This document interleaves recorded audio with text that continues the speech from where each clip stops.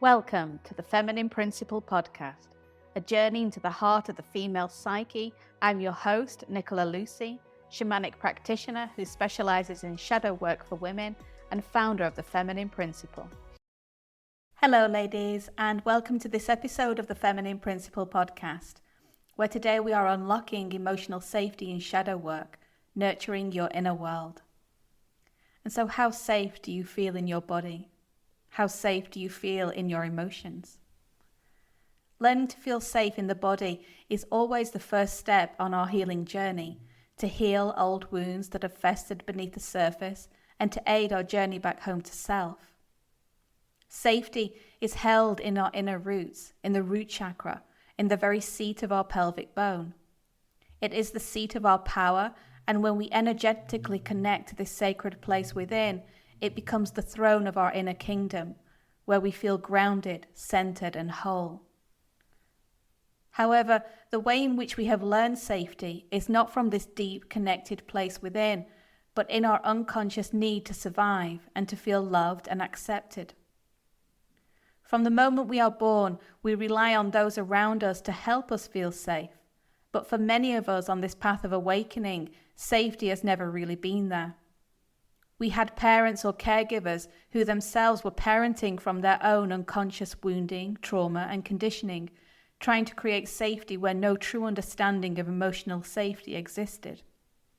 Mothers and fathers who may have been emotionally unavailable, overwhelmed and disconnected from their own needs, and having no sense of their own boundaries, enabled this unhealthy understanding and relationship with safety to continue.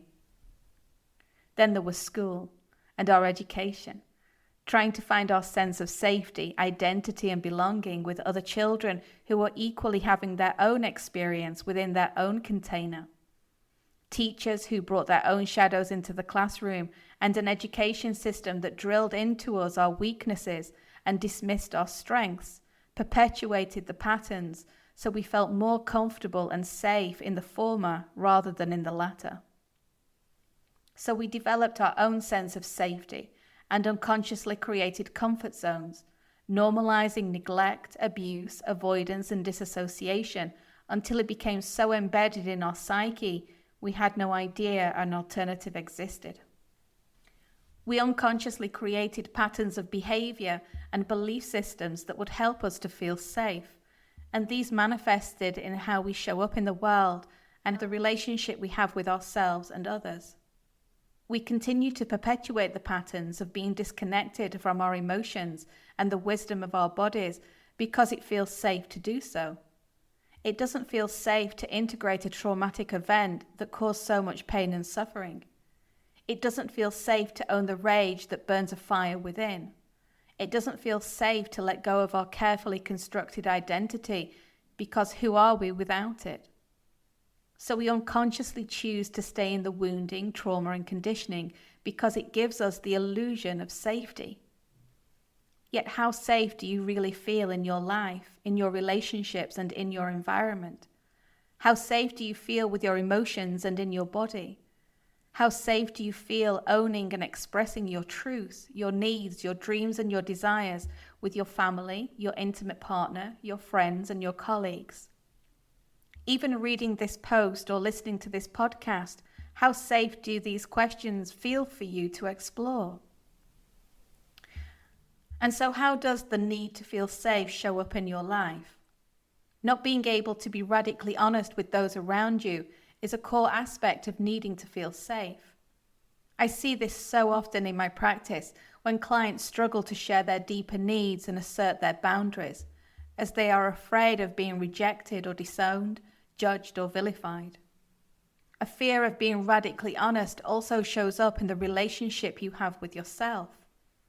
How many times have you wanted to do something different, break out of a relationship that no longer serves you, or to follow a dream, and instead you chose to stay in your comfort zone and stay quiet where it was safe?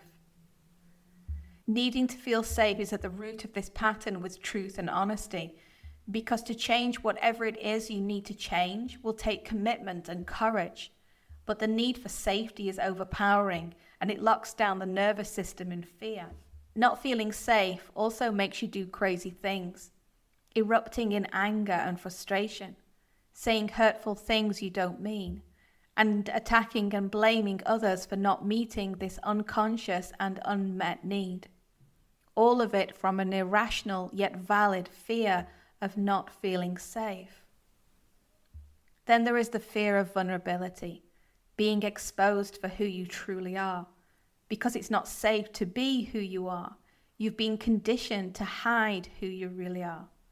So you wear the masks and perform the roles expected of you, while beneath the surface you're simmering with disappointment and resentment and a sense of needing to sabotage or destroy.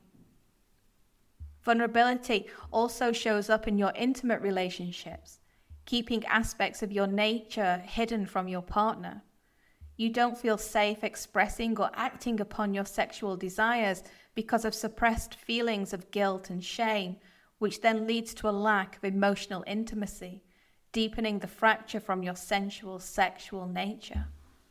Trust is a very big factor in your sense of safety, as you may not trust others to keep your secrets, or it doesn't feel safe to be around certain people or within certain environments, leading to isolation and insecurity.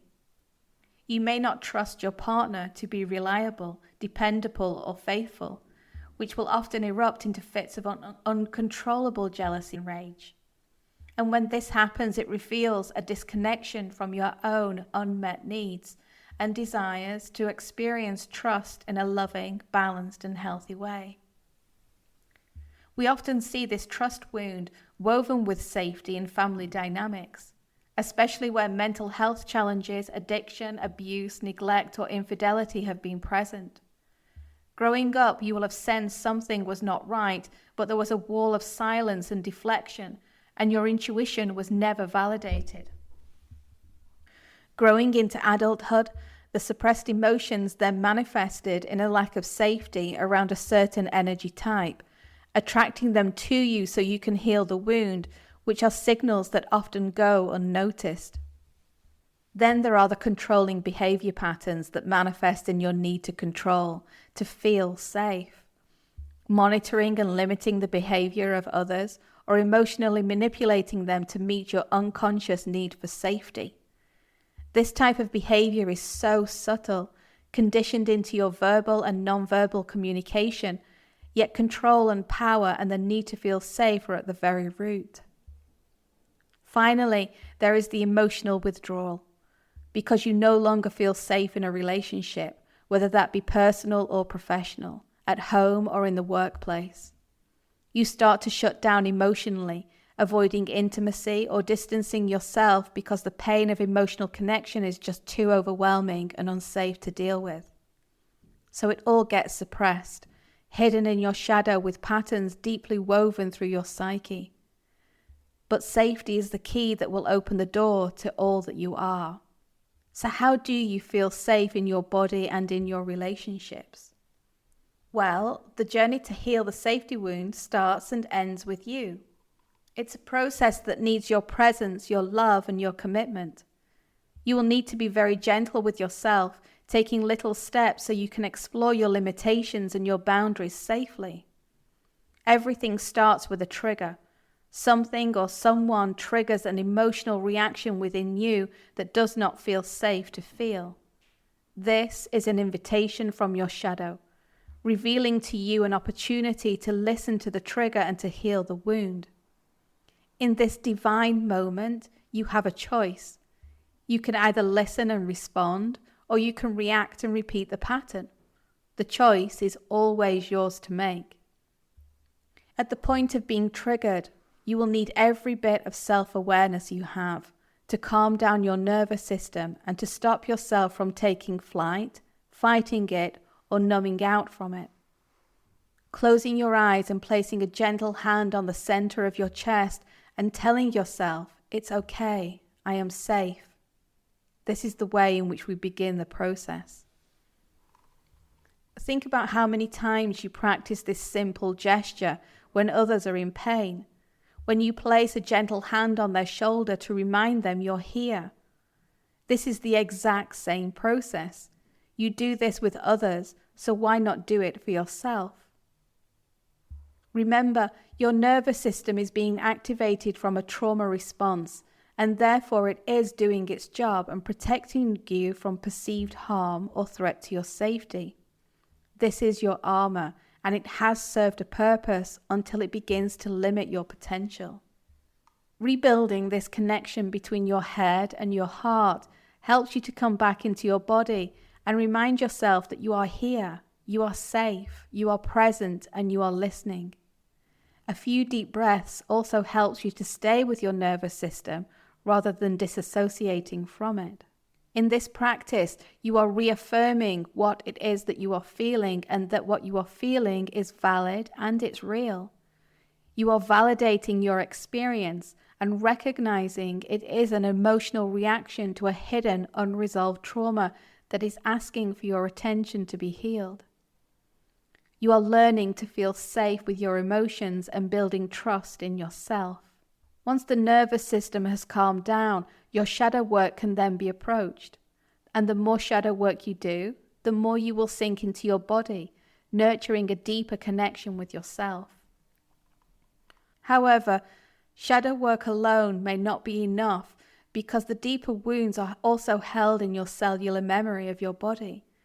So weaving together other techniques such as acupuncture, massage, breath work, dance and movement into your shadow work practice will help support this internal shift. This is why the Shadow Work for Women 9-month program has 3 very potent homeopathic remedies woven through it, because they help the body to release those deeply unconscious patterns from your cellular memory, which helps my clients have the life-changing results they have searched a lifetime to experience.